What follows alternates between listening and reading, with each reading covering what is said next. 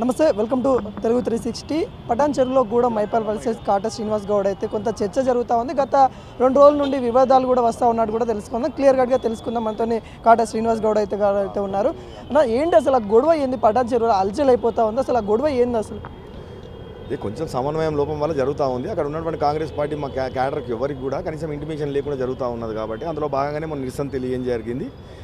అందులో భాగంగానే మనకి ఒక వారం రోజుల నుంచి కూడా ఆర్టికల్స్ వస్తూ ఉన్నాయి, టీవీలలో కూడా రావడం జరిగింది. అక్కడ క్యాంప్ ఆఫీస్లో కేసీఆర్ గారి ఫోటోనే ఉంది, ముఖ్యమంత్రి గారి ఫోటో లేదని చెప్పి కొన్ని ఆర్టికల్స్ చూడడం జరిగింది. కాంగ్రెస్ పార్టీ కార్యకర్తలకు ఎట్టైనా ఉంటుంది కదా, మా ప్రభుత్వం వచ్చింది 10 ఏళ్ల సంధి తెచ్చుకున్నటువంటి మా ప్రభుత్వాన్ని ఈరోజు ఖచ్చితంగా మా ముఖ్యమంత్రి గారి ఫోటో ఎట్లుండదని చెప్పి తీసుకెళ్ళి పెట్టడం జరిగింది తప్ప అక్కడ వేరే విషయం లేదు. అంటే ఫోటో తీసేయమని చెప్పారా, లేకుంటే రేవంత్ రెడ్డి ఫోటో పెట్టాలని డిమాండ్ చేశారా మీరు? కార్యకర్తలు ముఖ్యమంత్రి గారి ఫోటో తీసుకెళ్ళి అక్కడ పెట్టడం జరిగింది. అక్కడ ఉండాలి. క్యాంప్ ఆఫీస్ అంటే అది ప్రజల పరిపాలించినటువంటి భవనము, అది గవర్నమెంట్కి సంబంధించినటువంటి భవనం కాబట్టి అందులో ముఖ్యమంత్రి గారి ఫోటో ఉండి తీరాల్సిందే కాబట్టి వెళ్ళి పెట్టిర్రు.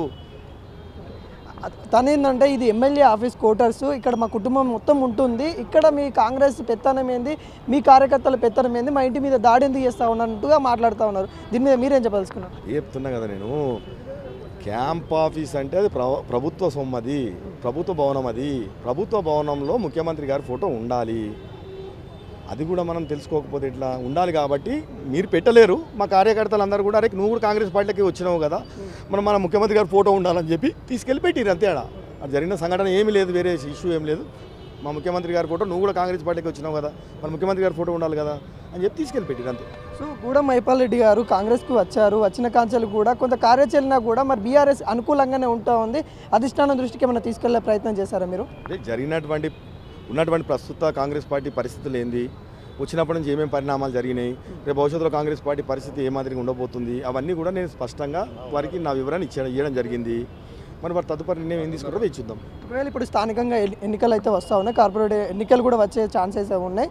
దాంట్లో మీరు కూడా మైపాల్ రెడ్డి కలిసి పనిచేస్తారా? ఎలా ఉండబోతా ఉంది? కమిటీ కూడా ఏర్పాటు చేస్తుంది. ఆ కమిటీ ఏం చెప్పదలుచుకున్నారు? మీ కమిటీ ఏ విధంగా నా వివరణ తీసుకుంది, వారి వివరణ కూడా తీసుకున్నాక కార్యకర్తల వివరణ కూడా తీసుకున్న తర్వాత వాళ్ళకి మళ్ళీ పిలుస్తామని చెప్పినారు. పిలిచిన తర్వాత వాళ్ళు ఏం తీసుకుంటారో ఏం మాట్లాడతారో చూసిన తర్వాత నేను వివరణ ఇస్తాను. ఇంకోటి, మీ పటాన్ చెరువు ప్రజలు కూడా కొంత ఆందోళన చెందుతూ ఉన్నారు. వాళ్ళకి ఏం చెప్పదలుచుకున్నారు? ఎందుకంటే ఇక్కడ 2 వర్గాలుగా చీలిపోయాయి, కొంత టెన్షన్ అయితే వాతావరణం వస్తూ ఉంది. మీ ప్రజలకు ఏం చెప్పదలుచుకున్నారు? కాంగ్రెస్ పార్టీ కార్యకర్తలకు ఒకటే విజ్ఞప్తి చేస్తూ ఉన్నా, సమన్వయం పాటించండి. కాంగ్రెస్ పార్టీ ఎప్పుడు కూడా కార్యకర్తను ఎప్పుడు కూడా పొడగొట్టుకోదు. కాంగ్రెస్ పార్టీ కార్యకర్తను ఎప్పుడు కూడా కాపాడుకుంటుంది. కాంగ్రెస్ పార్టీ ఎప్పుడు కూడా కాంగ్రెస్ కార్యకర్త వైపు నిలబడుతుంది, కాపాడుకుంటుంది. కాబట్టి ఎవరు కూడా ఆందోళన చెందాల్సిన అవసరం లేదు. తప్పకుండా కాంగ్రెస్ పార్టీ కార్యకర్త గుర్తింపు ఉంటుందనే విషయాన్ని గుర్తు చేస్తాం. కొంతమంది కాంగ్రెస్ పార్టీకి సవితి తల్లి ప్రేమ చూపించే వాళ్ళకి ఏం చెప్పదలుచుకున్నారు? ఎవరికి ఏం సౌత్ తల్లి ప్రేమ చూపించేది ఏముంటుంది? అంటే ఈ పార్టీలో ఉంటూ, అంటే కాంగ్రెస్ పార్టీలో ఉంటూ బీఆర్ఎస్ పాట వాడే వాళ్ళకి ఏం చెప్పదలుచుకున్నారు? సరే, ఇప్పుడు నా పటాన్చేరు ఇష్యూకి నేను మాట్లాడదలుచుకున్నాను. నేను వేరే విషయాలు నేను మాట్లాడదలుచుకోలేదు. నా పటాన్చేరులో ఏం జరుగుతుంది దాని మీదనే నేను వచ్చి కూడా నేను ఇక్కడ మాట్లాడడం జరిగింది. కమిటీ చేసారు. నా పటాన్చేరు కాంగ్రెస్ పార్టీ కార్యకర్తలు వాళ్ళు ఉన్నటువంటి వాళ్ళ ఆవేదన వ్యక్తం చేయడం జరిగింది. ఇక వేరే విషయాలు ఏమైనా ఉంటే నాకు సంబంధించి నేను నియోజకవర్గ నాయకుడిగా నేను నాకు పటాన్చేరు గురించి మాట్లాడతాను.